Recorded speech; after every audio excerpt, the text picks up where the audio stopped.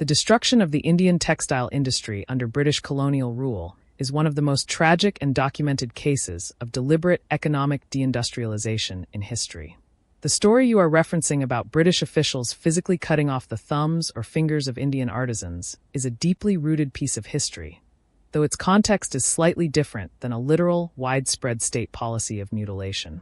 The origin of the severed thumbs. The historical account of severed thumbs originates from a 1772 book titled Considerations on India Affairs, written by William Bolts, a merchant who witnessed the East India Company's (EIC) brutal operations in Bengal.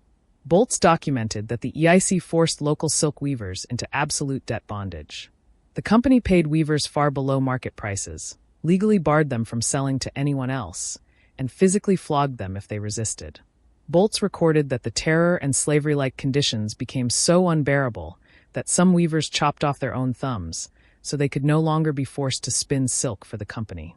The weavers, desirous of obtaining their freedom, have been known to cut off their own thumbs to prevent their being forced to wind silk.